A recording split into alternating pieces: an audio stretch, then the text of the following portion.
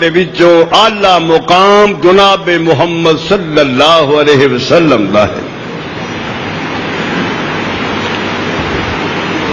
اللہ رب العالمین نے قرآن حکیم دے اندر انبیاء دی شان اور عظمت دا تذکرہ فرمایا۔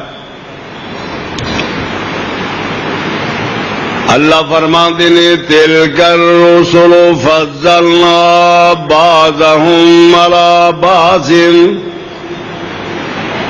منهم من كلم الله ورفع بعضهم درجات وآتينا عيسى ابن مريم البينات وأيدناه بروح القدس۔ فرمایا اے میرے انبیاء دی جماعت ہے، اسا انبیاء دی جماعت نو بعض دے اوپر فضیلت عطا فرمائیے۔ انہاں وچوں بعض انبیاء بعض رسول او شان والے نے جنہاں دے نال اللہ ہم کلام ہویا ہے۔ انبیاء دے نال اللہ رب العالمین نے خطاب فرمایا ہے تو بذریعہ جبریل امین، لیکن 3 رسول ایسے شان والے نے اللہ رب العالمین نے انہاں دے نال جبریل امین دے واسطے تو علاوہ خطاب فرمایا۔ تو 4 رسول نے سیدنا حضرت آدم علیہ السلام، سیدنا حضرت موسیٰ کلیم اللہ علیہ السلام اور ساڈے پیغمبر جناب محمد صلی اللہ علیہ وسلم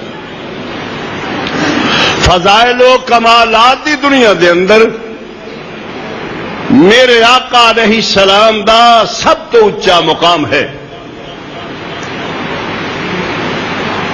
ایک نے کمالات اسمی، ایک نے کمالات جسمی،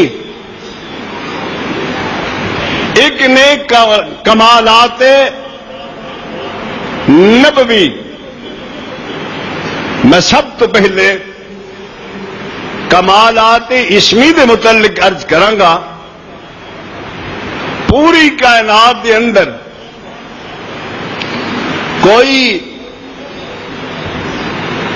نبی ایسا نہیں جس کا نام سونا نہ ہوئے، لیکن تمام انبیاء دے وچوں اس میں گرامی دے لحاظ نال، نام دے لحاظ نال محمد رسول اللہ افضل نے۔ اور پھر توجہ فرمانا، قرآن حکیم دے اندر اللہ رب العالمین نے انبیاء دے نال خطاب فرمایا ہے، انہاں دے ذاتی نام لے کے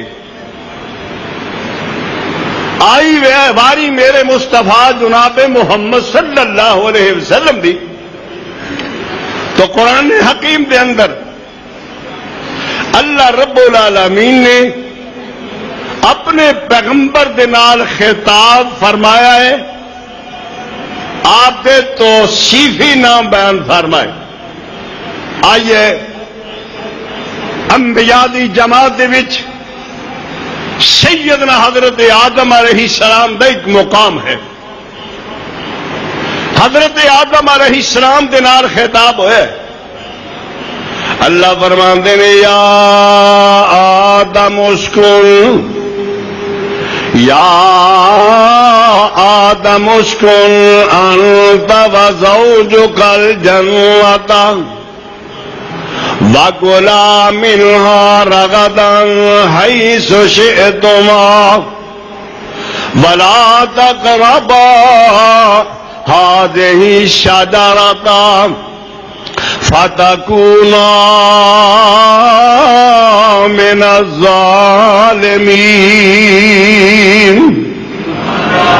اے میرے آدم جنت دے اندر رہو، تسی تے تہاڈی بیوی حوا، فرمایا ساری دی ساری جنت تہاڈے واسطے، جس درخت دا دل چاہے پھل کھاؤ، جس جگہ تے دل چاہے آرام فرماؤ، جنت ساری دی ساری تو ساڈی۔